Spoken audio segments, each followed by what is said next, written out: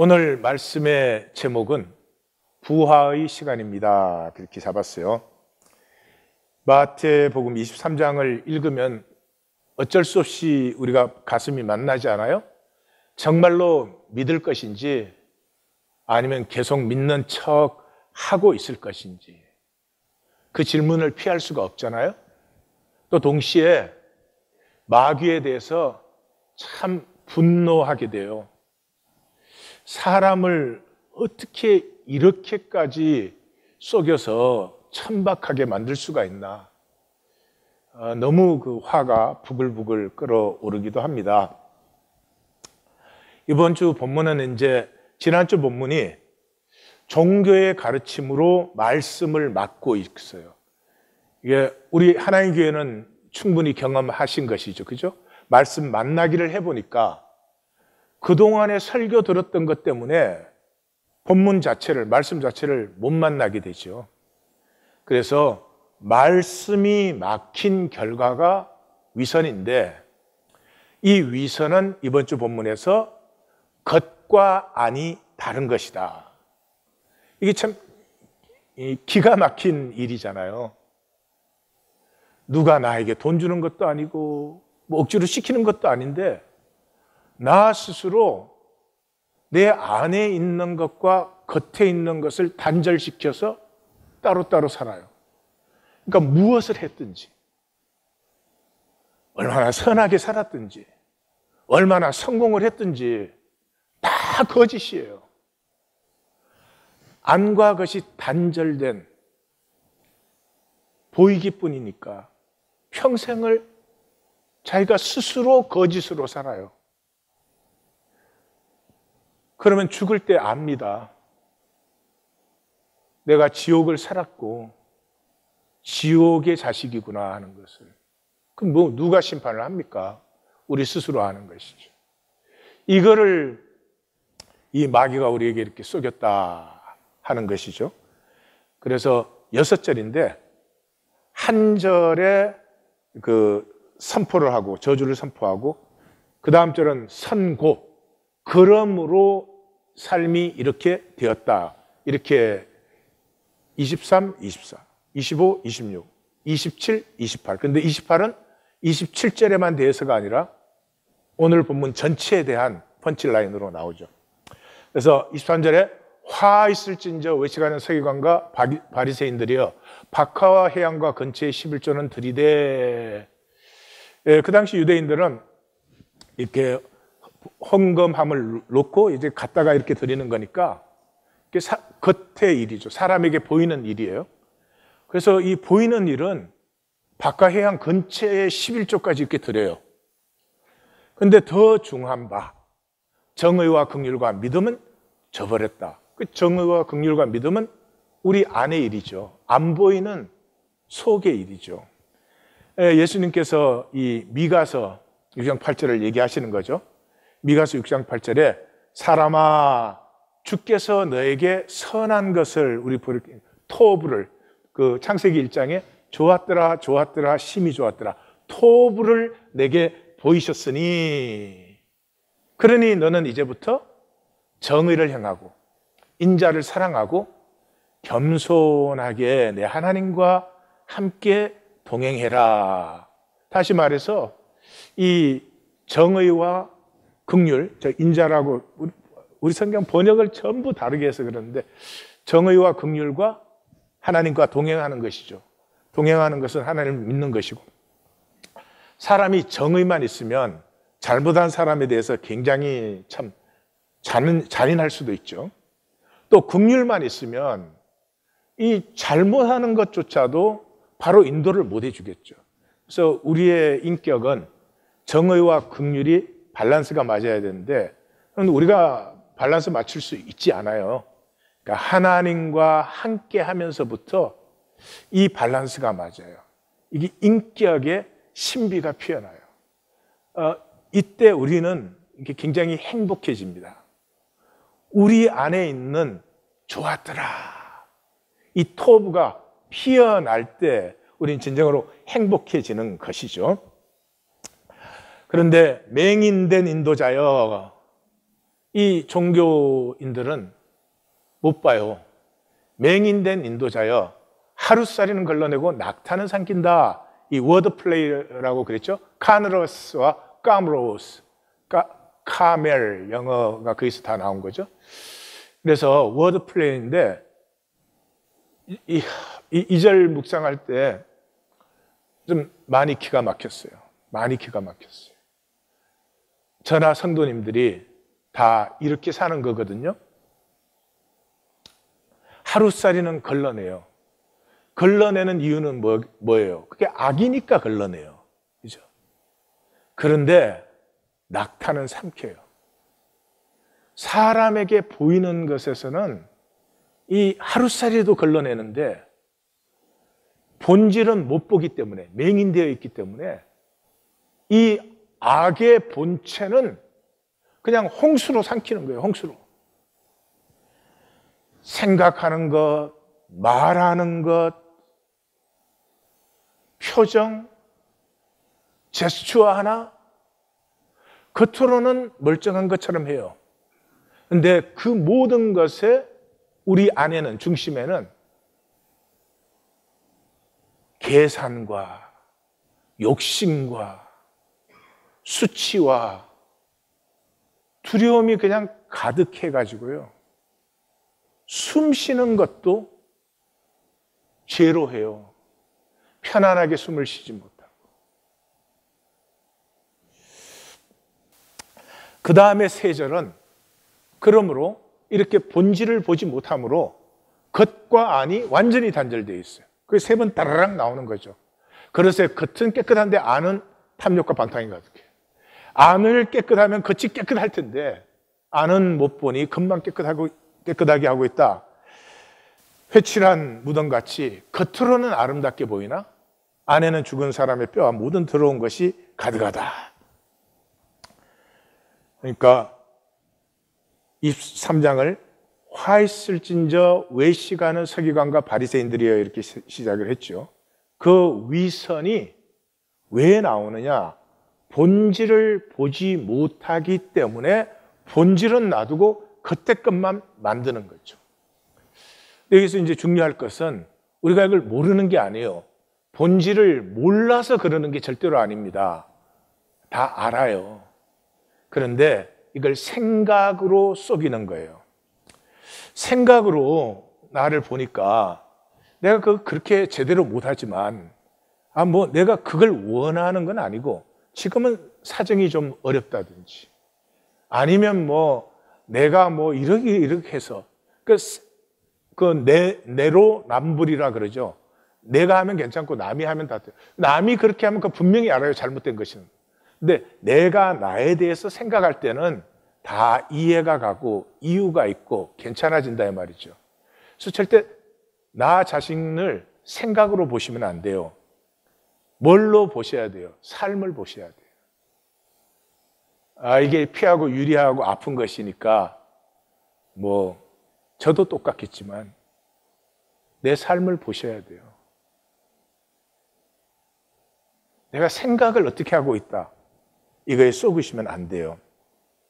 그래서 28절이 펀치라인이 이와 같이 이 세 번의 화 있을진저를 총 마감해 주시는 거예요. 너희도, 그러니까 교회죠. 너희도 23장 시절이 뭐예요? 제자들과 무리들에게 너희도. 그 다음에 겉과 안으로 마감을 하는데 이 겉과 안도 워드 플레이예요.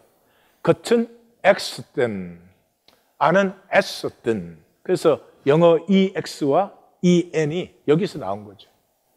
그래서 겉은 옳게 보이는데 안에는 외식과 불법이 가득하다. 왜? 본질을 못 보기 때문에.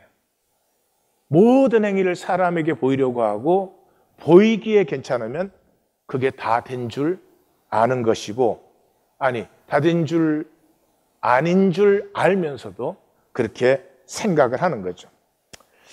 창가에 제라늄 화분이 놓여 있고 지붕에는 비둘기들이 놀고 있는 멋진 붉은 벽돌집을 보았어요 라고 말하면 어른들은 그 집을 그려보지 못해요.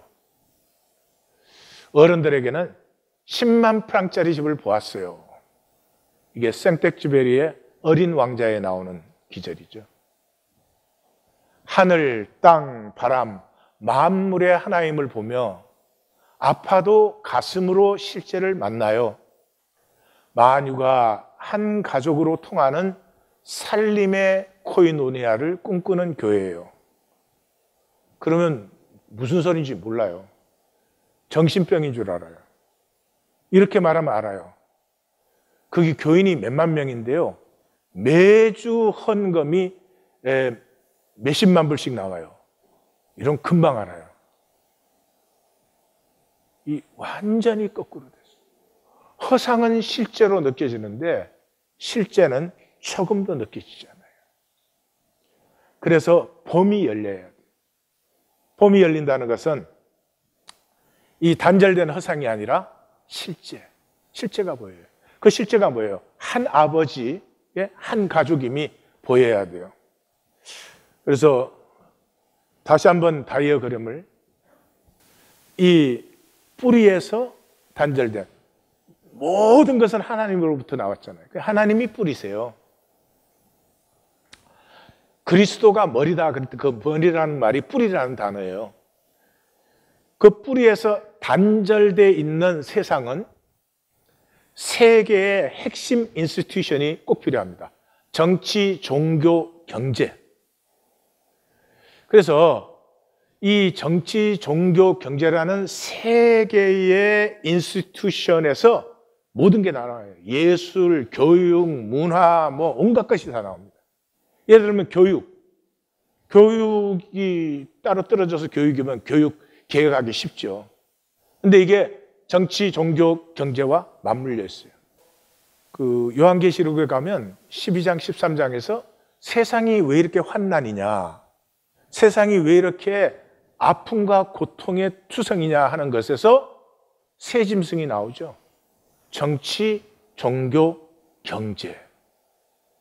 이게 뿌리에서 단절된 경우에는 필수예요. 이게 없으면 케이오스, 혼돈되는 거예요. 혼란밖에 없죠. 그 사회의 어떤 질서를 유지하려고 하면은 법과 조직과 체계가 반드시 있어야 돼요. 지금 기독교 교회는 법과 조직과 체계가 있습니까? 없습니까? 있는 정도가 아니고 그게 전부죠. 그게 없으면 컨트롤이 안 되니까요.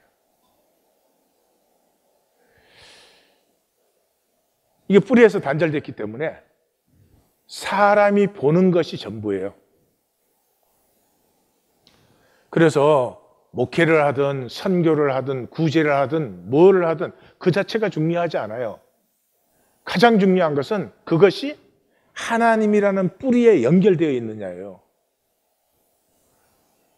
그래서 뭐 목회하는데 선교하는데 뭐 하는데 자기가 성공하려고, 그거 가지고 자기가 또 뭐 되려고, 하나님 이름 붙였다고 하나님의 일이 아니죠. 그러면 하나님의 일은 뭐예요? 하나님이라는 뿌리에 접붙어 있어야죠. 그래서 뿌리에서 피어나기 때문에 생명이에요. 법과 조직과 체계가 있을 수가 없어요. 여기 가정에 그런 데 있어요. 가정법, 체계, 조직, 컨스티튜션 만들어가지고 이렇게 싸울 때 헌법책 꺼내와. 이런 가정 없잖아요. 예. 그래서 법과 체계와 조직이 아니면 엄밀히 보시는 하나님, 이게 중요해져요. 그러니까 가족이 이런 가족 봤어요? 뭐 다른 사람들에게 우리가 어떻게 보이느냐, 그게 모든 관심이야.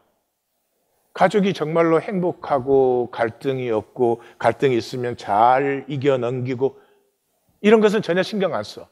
그런 가정 없어요. 그렇게 될 수가 없기 때문에. 그래서 하나님의 교회는 두세 사람이 모인 곳이에요. 두세 사람이 모인 곳에 법과 조직과 체계가 있을 수 있어요? 없어요. 사도 바울이 1차 전도 여행 때는 온 도시가 다 나왔어. 온 도시가. 얼마나 신났겠어요. 근데 하나님이 뭐라고요? 연습 끝. 마게도니아로 보내죠. 마게도니아로 보내니까 어떤 일이 일어났어요? 기껏해야 두세 안식일 복음 전하면 쫓겨나가는 거예요. 거기에 몇 사람이나 모여 있겠어요? 30명 이하예요. 제가 보기에는 두세 가정이 모인 그룹이 한 세 가정 정도 있어요. 그 교회가 로마를 뒤집어 엎었어요. 법과 조직과 체계로 되어진 조직은 세상을 이길 힘이 없습니다. 왜요? 세상의 원리 아래에 있으니까. 세상의 원리를 이길 수 있는 것은 생명이에요. 그래서 이 단절이 되어 있으면 제일 중요한 게 뭐겠어요? 나죠, 나. 내가 살아있어야지, 살아남아야지. 그러니까 모든 것이 욕심이에요. 먹는 것도 욕심으로 먹어요. 그러니까 먹는 것 때문에 병이 생겨요. 왜 욕심이에요? 수치와 두려움. 이걸 가리고 싶으니까 욕심이 생기죠. 그냥 나 있는 대로 나누면 왜 욕심이 생겨요? 그래서 이 단절의 사람은 나밖에 몰라요. 나 외에는, 그 나는 이제 내 새끼까지 포함하죠. 나 외에 뭐를 쓰는 건 다 손해인 줄 알아요. 다 손해인 줄 알아요. 그 사람이 어떻게 살겠어요? 굉장히 메마르고 가난할 거예요. 숨은 무슨 공기 쉬나 그 사람이? 햇볕은 무슨 햇빛을 그 사람이 받고 사나? 에? 이 자연은 어떤 자연에 자기가 살아요? 자기 스스로 자기 욕심 때문에 자기를 딱 단절시켜 놓으면 성을 쌓은들 얼마나 크게 쌓겠어요. 이 본질 세계 사람은요, 우리가 보여요. 실제가 보이는 거예요. 나가 어떻게 나 혼자 나로 있을 수 있어요? 하늘, 바람, 땅, 구름 다 있으니까 내가 있는 거죠. 우리가 보여요. 우리가 보일 때 우리의 가슴에서 긍휼이 솟아나요. 판단이 죽어요. 자식 판단해요? 자식이 못하면 불쌍해 보이잖아요. 이게 그냥 하나님의 나라고, 이게 하나님의 교회고, 이게 하나님의 생명이에요. 이 시간으로 우리가 들어가자는 거예요. 근데 이거 분명히 보이셔야 돼요. 아닌 건 아니고 긴 건 기고, 이게 딱 보이시지 않는 한 계속 생각으로 자기를 속여요. 그래서 단절은 결코 신앙이 아니에요. 결코 신앙이 아니에요. 신앙은 한 가족이 되는 거예요. 이 참 하나라는 건 참되고 영원한 거죠. 그래서 단절에 있는 사람의 길은 가인의 길이에요. 피하고 유리하고 성 쌓기예요. 왜 피하고 유리하고 성 쌓아요? 편하려고. 내 성 딱 쌓아놓고 내가 피할 거 유리할 거 다 피하고 유리하면 내가 편하잖아요. 그래서 이 사람은 십자가의 길이 저주로 보이게 돼 있어요. 십자가의 길이 쉽지 않아요. 그렇지만 기쁨의 길이에요. 생명을 피워내니까. 이게 보여야 되는 거예요. 제게 설명드리라는 게 아니고. 이 단절의 사람은 생각이 전부예요. 왜냐 그러면 상황이 전부니까. 생각은 상황에 리액트 되는 거잖아요. 그래서 이 사람은 상황 컨트롤에 일생을 다 낭비를 해요. 상황을 아무리 아이디어하게 내가 딱 만들어놔도 그 다음 순간에는 상황은 또 변하는 거 아니에요. 그러니까 상황은 날씨가 맑든지 비가 오든지 그냥 내 길을 가면 돼요. 왜 그걸 못해요? 편해야 된다는 거에 속아서 편해서. 이 한 가족이 된 사람은 생각이 아니고 생각하는 나가 중요해요. 그래서 생각하는 나를 딱 만나면 내가 왜 이럴까? 왜 나는 사랑과 용서와 이런 것이 더 좋은 것을 알면서도 사는 것은 미움과 배척과 실제를 만나요. 나를 피하고 유리하지 않으면 어찌할 구는 저절로 열리는 것이지. 이 어찌할 구가 열릴 때가 부활의 시간이에요. 근데 알이 끝까지 껍질이 안 끼어져. 썩어버리는 거지. 이 단절의 사람의 신앙은 종교적 신앙이에요. 종교적 신앙은 실제로 불신이에요. 여러분 교회 다닌다고 그래도 뭔가 믿는다고 절대 착각하지 마십시오. 실제로 불신이에요. 제 40년 목회에 제일 이 문제가 심각한 사람들이 목회자, 선교사, 장로, 권사의 자식들이에요. 교회에 가면 하나님하고 난리가 일어나잖아요. 그런데 실제로 자식들은 다 보고 있죠. 교회 가서 하나님 일을 하고 있어요? 사람의 일밖에 안 하잖아요. 그러니까 이게 무의식에 스며들어 버려요. 하나님이라는 없어. 하나님을 믿는다는 건 없어요. 그래서 너무너무 고생해요. 진짜로 신앙을 갖고 싶어 할 때 이 2세들이 너무 고생을 해요. 그리고 아무런 기력이 없어요. 부모는 뭐 11조 흉내라도 냈지. 자녀들은요 11조 흉내도 못 내요. 그 어떻게 해? 세상을 강력하게 살 수 있는 정신을 주든지 아니면 하나님을 믿을 수 있게 하든지 해줘야지. 세상도 어설프게 제대로 못 살면서 하나님도 제대로 안 믿어. 그러고는 잘 되게 해달라고 싹싹싹 빌어대요. 그러니까 삼위일체로 자식을 안 되게 막는 거예요. 좀 이따 보실 거예요. 그 비는 건. 그래서 이 종교적 신앙은 항상 비인격적이에요. 왜냐하면 실제가 아니니까 매직 같은 걸 바래요. 그래서 70년대, 80년대 뭐 교회 간증이 맨날 이런 거 많이 들으셨죠? 뭐 이렇게 탁 갔는데 이쪽은 짜장면 집이고 이쪽은 곰탕집인데 성령님이 왼쪽으로 들어가라 그랬어. 그래서 들어갔더니 내가 이런 사람을 만났다. 바보같이. 그때 설렁탕 집에 들어갔으면 더 좋은 사람 만났는데. 이 표면적인 그 얄팍한 논리 때문에요. 실제를 다 놓쳐요. 그래서 맨날 뭐 꿈을 꾸었다, 환상을 봤다, 환청을 봤다. 여러분, 하나님에게 부르심 받은 사람이 일생에 한두 번 환청 드릴 수 있어요. 정말로 결정적일 때. 하나님에게는 에멀전시가 없어요. 근데 그거를 뭐 매주일 든다. 그건 정신병원으로 가야지. 이 한 가족, 그냥 하나님 안에 하나 된 이 신앙은 종말적 신앙이에요.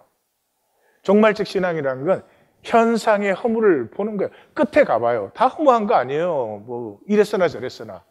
그걸 미리 보는 거예요. 종말적으로 이미 알고 있는 거예요. 그래서 무슨 뭐 신앙 때문에 뭐 이런 걸 일으켰다 저런 걸 일으켰다 아무 상관없어요. 중요한 건 뭐예요? 냉수 한 그릇을 주어도 나의 자원함과 중심의 진실함으로 드렸다. 영원히 상을 잃지 않는 거예요. 인격적인 신앙이니까. 이 단절의 사람은 두말할 것도 없지만 생존이 절대예요. 나를 만나 하는 자마다 나를 죽이겠나이다. 아, 누가 죽여? 나를 만나는 자마다 나를 죽이겠나이다. 이게 무슨 말인지 아세요? 나를 만나는 자마다 내가 더 세야 됩니다. 내가 더 잘나야 됩니다. 이거예요. 못 봐요.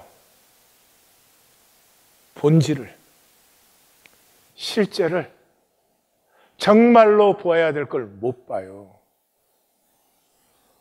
보이면 삶은 게임이에요. 예? 예, 족구할 때는 정말 서로 죽일 것처럼 해. 그래서 끝나면 그만이잖아요. 끝나면 누가 이겼는지 졌는지도 기억이 안 나죠. 게임이에요. 그게 희년이에요, 희년. 잘 살았어, 못 살았어? 50년마다 그냥 뉴 게임이야. 똑같이 다시 시작해. 그러면 어떻게 돼요? 게임을 즐기겠죠. 게임을 즐기는 사람은 즐기는 그 사람이 잘하게 되죠. 그리고 안타까워하고. 예수님께서 내가 세상의 일들을 악하다고 정언했기 때문에 너희가 나를 죽이려고 한다. 단절에서 나온 모든 것을 악하다고 했어요. 근데 우리는 종교, 이렇게 단절된 종교에서 하나님 그러고 목사님, 장로님, 집사님 이러면 하나님의 일이라고 해요. 하나님의 일은 생명이 피어나고 자라죠. 생명은 하나 된, 단절된 생명이 어디 있어요? 하나 되는 것이죠. 이 나눔의, 이 단절의 세계와 한 가족의 세계가 나누는 이 분기점이, 피벗 포인트가 말씀이에요, 말씀.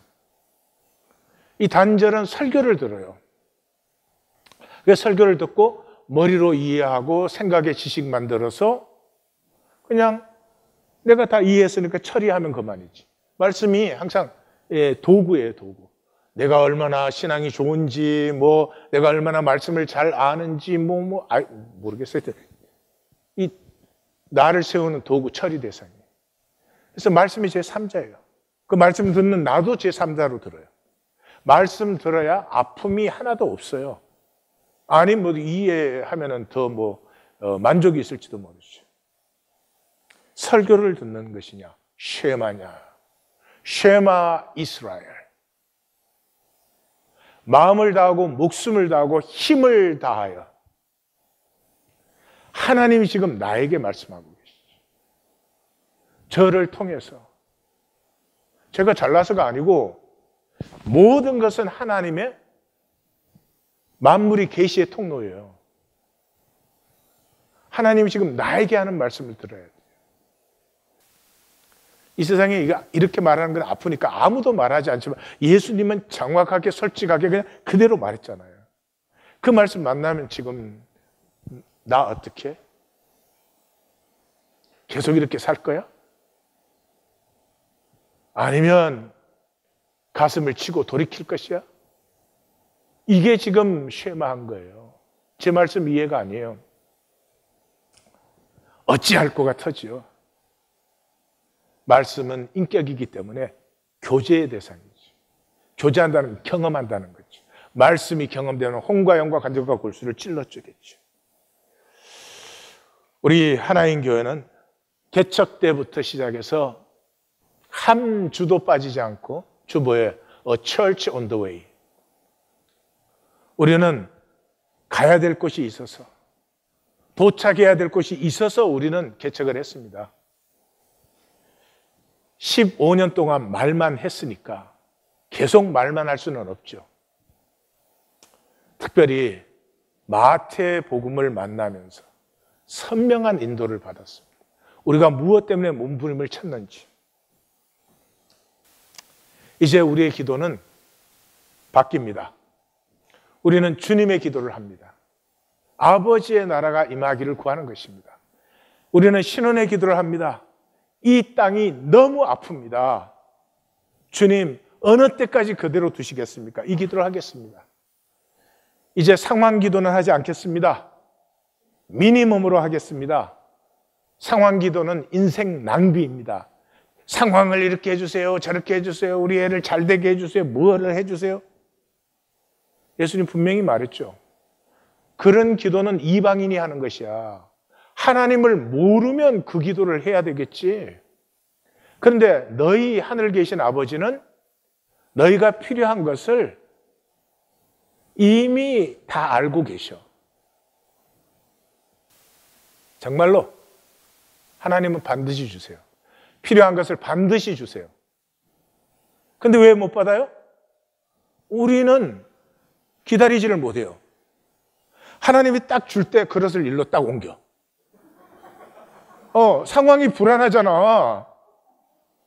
그러니까 아버지가 아시면 어련히 알아서 주시지. 그런 거 믿고 있으면 되는데 하나님이 줄 때 그릇을 꼭 옮긴다니까?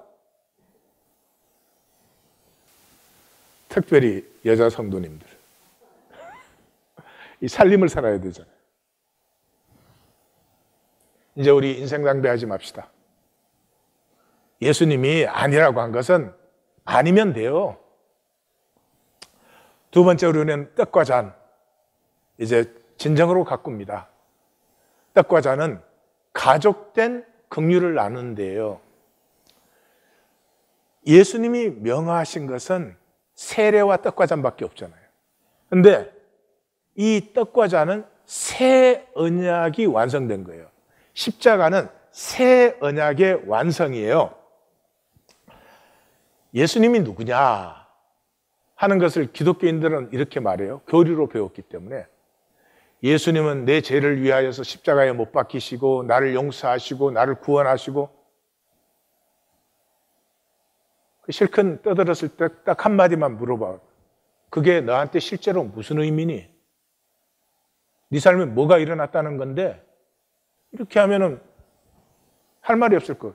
교회 다니는 거 뭐. 그래서 교회 다닌다. 그거밖에 없겠죠. 이렇게 예수를 몰라요. 십자가의 예수의 가장 중요한 본질이 뭐예요?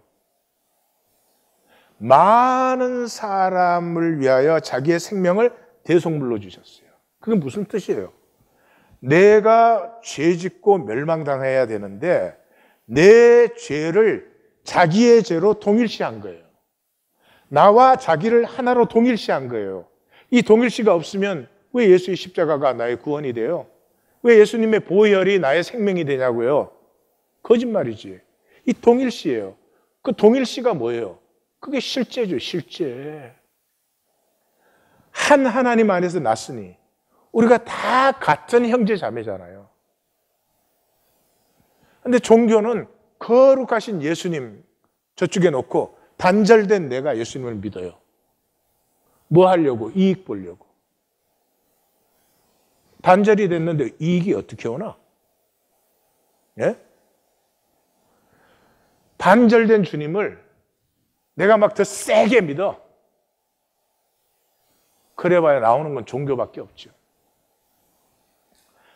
그래서 새 언약은 옛 언약이 깨어졌기 때문에 이제 옛 언약을 돌판에 새겼던 그 옛 언약을 내 마음에 새긴다는 거예요. 말씀이 생명이고 인격이죠. 내 안에 이제 하나님의 인격이, 하나님의 생명이, 하나님의 말씀이 내 안에 임하는 것이 새 언약이에요. 그래서 내가 나의 법 그러면 이제 무조건 말씀 생각하라고 했죠. 그 말씀을 너희 속에 두며 너희 마음에 기록하여 난 너희의 하나님이 되고 너희는 내 백성이 될 것이라. 나는 너희 하나님, 너희는 내 백성이 뭐예요? 하나님은 아비가 되고 우리는 자식이 되는 거예요. 그래서 구약의 제일 마지막 기절이, 네? 구약의 마지막 기절이 뭐예요? 메시아가 오시면 그가 아비의 마음을 자식에게로, 자식의 마음을 아비에게로.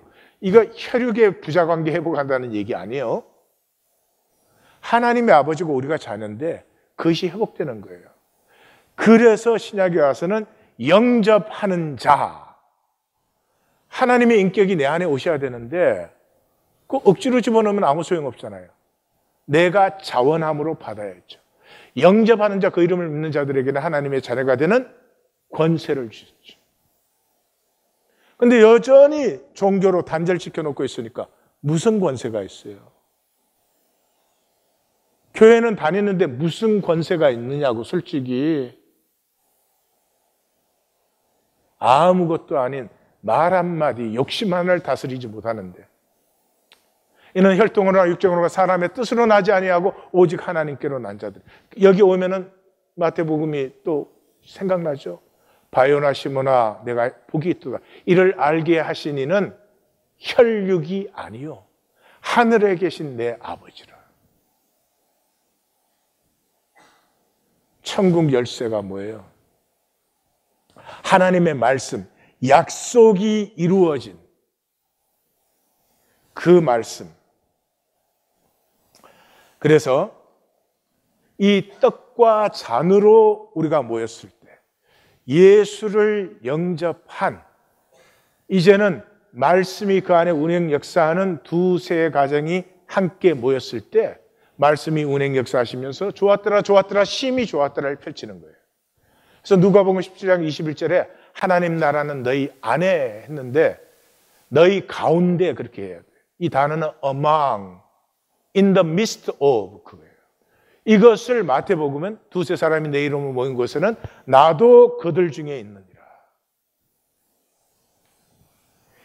현상의 종로로다라는 사람들이 현상의 끝을 본 그 종말적 신앙으로 하나님 나라를 바라는, 대망하는 주님의 기도와 이 땅의 모든 것이 우리와 하나인데 모든 것이 고통에 신음하는 저 아픔을 어느 때까지 두시겠습니까? 이렇게 모일 때 그곳에 주님의 임재가 있으며 주님의 운행 역사시는 좋았더라 좋았더라 심히 좋았더라가 피어나는 것입니다. 이렇게 모였을 때 우리는 서로의 중심의 아픔을 보기 시작해요. 그전에는 겉이 보였어요. 겉이 보이는 사람은 반드시 판단정지예요. 중심이 보이면 긍휼이 열려요. 마메떼 할머니가 가엾은 양반 그러는 것처럼. 권정생 씨는 그 일제시대에 37년에 도쿄 빈민가, 그 끌려간 한인들이 모여서, 조선인들이 모여 사는 그 빈민가에서 태어나서 초등학교밖에 졸업을 못했습니다. 그리고 평생 뭐 상점에 점원 노릇 이런 것 하면서 못 먹으니까 결핵이 걸려가지고 25살 때 거의 목숨을 잃을 뻔했습니다. 그분이 이 이호덕 선생을, 제가 알기로 한 10년 차이 나는데 이호덕 선생님을 만났는데 이호덕 선생님이 이 권정생 씨 안에 이 글을 쓰는 그 은사와 기쁨이 있는 것을 만나요. 그래서 밥도 좀 먹게 해주고 열심히 도와주고 그 얘기를 들어주고 이렇습니다. 거기서 피어난 것들이 뭐 몽실 언니, 강아지똥, 종지기 아저씨, 종지기 아저씨는 제가 참 좋아하는 책 중에 하나인데 이런 동화, 소설, 시집들이 마음껏 피어났습니다. 이 자기의 중심의 아픔을, 그 글을 쓰고 싶은 마음이 있는데 초등학교밖에 못 나오고 먹고 사는 게 힘드니까 그걸 쓸 수도 없고 한데 그 중심의 아픔을 보아주고 만나고 나누어주고 한 그 이호덕 씨에게 일평생 처음으로 마음 놓고 제 투정을 선생님 앞에 찌그릴 수 있었습니다. 그분이 자기 사는 근처를 지나간다는 소리를 소문으로 듣고 혹시나 만나 뵐까 싶어 버스 정류소에서 스승거려 보았습니다. 이것이 가슴이 통하는 친구입니다. 가슴이 통하는 친구가 없으면 영원히 단절입니다. 네? 나 니한테 좋게 해줘서 니도 나한테 좋게 해주고 그런 게 아니고요. 가슴이 통해서. 2013년 런던 테러라고 합니다. 2명의 이슬람 청년, 유색 인종이죠. 두 사람이 칼 2자루하고 총이 이게 되는지 안 되는지 모르는 총 1자루 갖고 거리에 나왔습니다. 닥치는 대로 다 죽이겠다고 소리를 지르면서. 마침 버스 정류장에서 군인이 하나 내렸습니다. 군인이 내려니까 그 자리에서 시비가 붙어가지고 칼로 쳤는데 그 칼로 쳐서 죽은 건 아니고 그 넘어지면서 머리에 충격을 받아서 죽었습니다. 1명 죽었어요. 그런데 이걸 테러라고 이름을 붙이고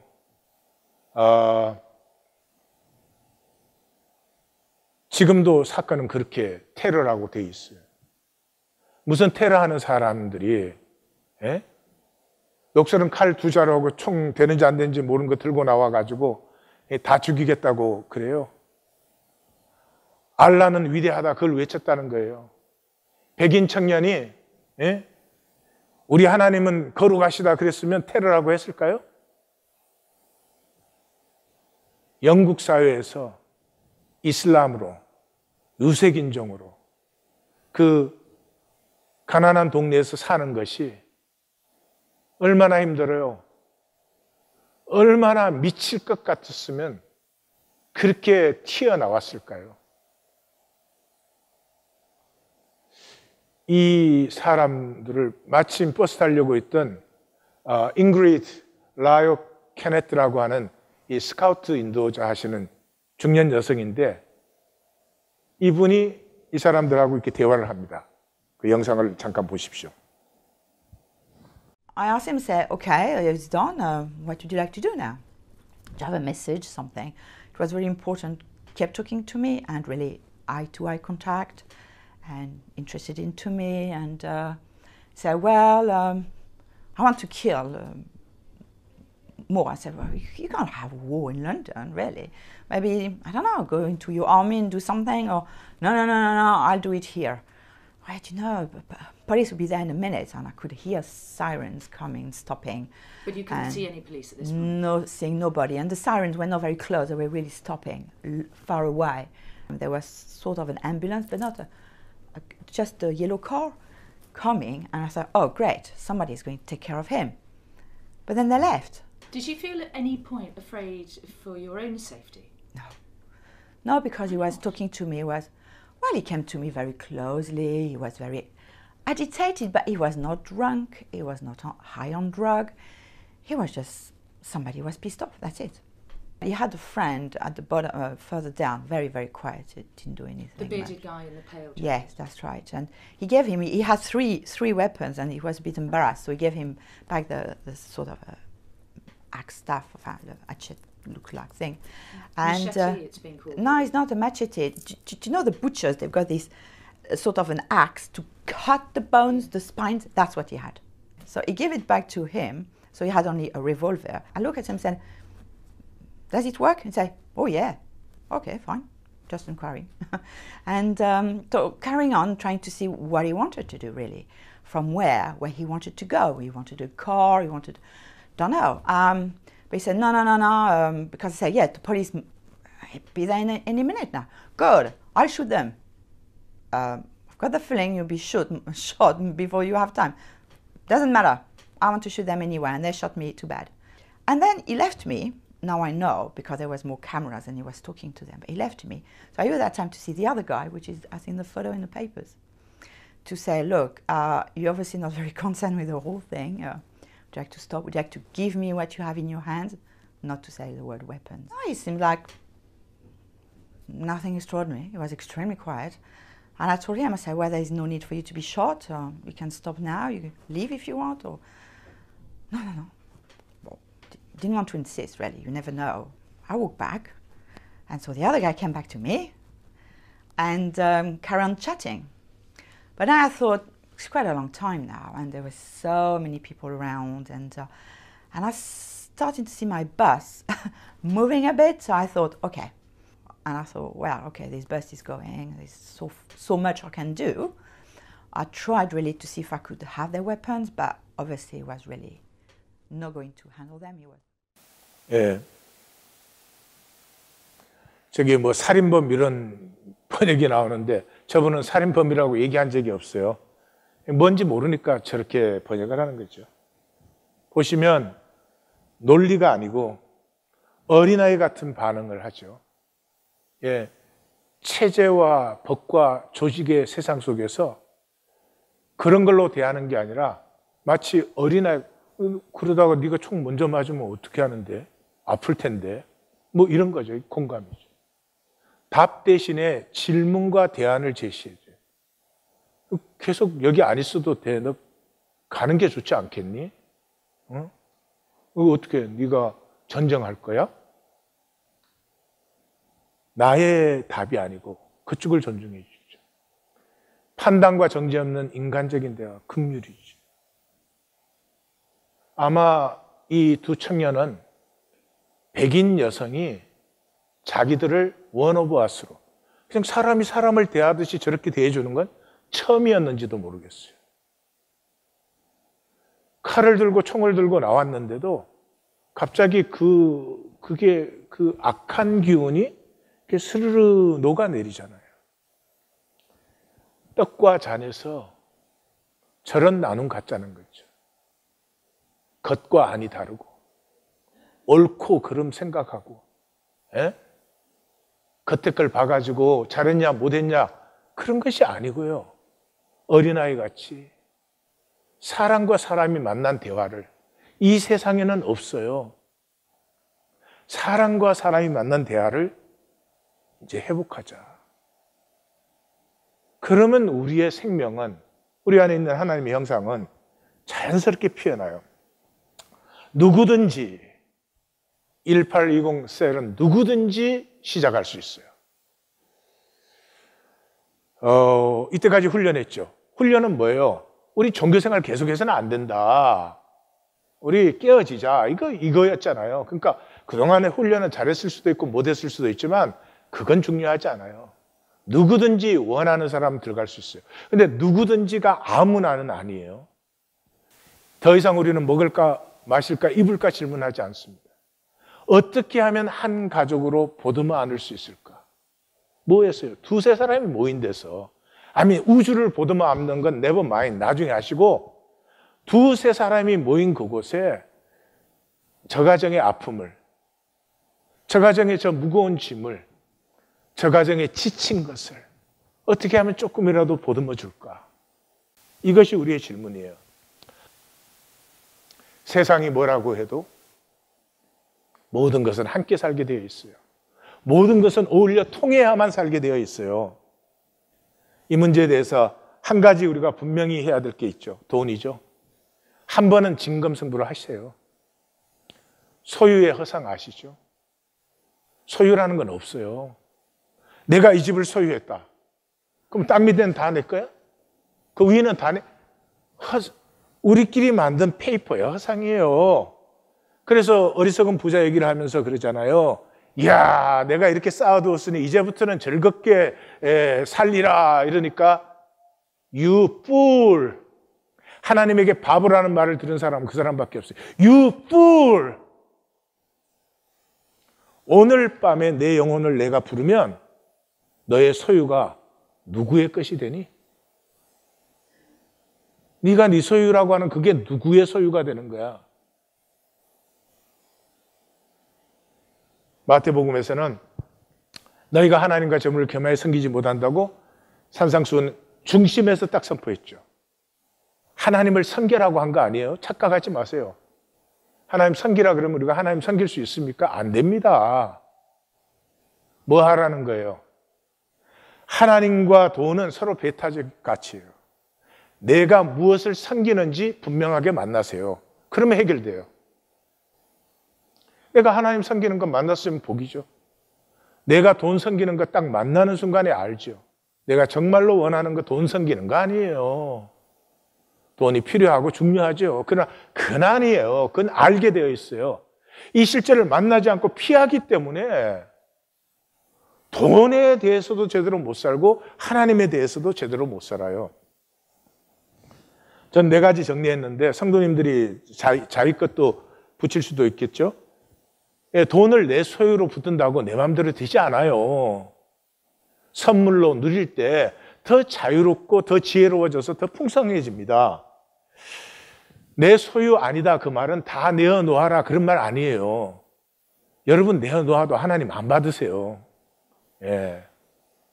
여러분 종교생활 이전에 성도님들의 삶이 복되기를 하나님은 원하세요. 그리고 충성된 청지기에게 더 충분히 맡기세요. 하나님을 의뢰하며 풍성하게 베풀어 주세요. 하나님은 인색하거나 우리를 가난하게 하시는 분이 절대로 아닙니다. 성경 어디에도 그런 건 없죠. 여호와는 나의 목자시니 내게 있는 것을 다 뺏어가시리로다. 종교는 그렇게 생각을 해요. 그래서 안 뺏기려고 그냥 스스로 메마르고 가난해지죠. 내 소유권을 내려놓으면 중심의 진실이 열려요. 온전한 11조의 코이노니아를 누려요. 네 수입의 10분의 1 내놔라 아니에요. 세금 아니에요.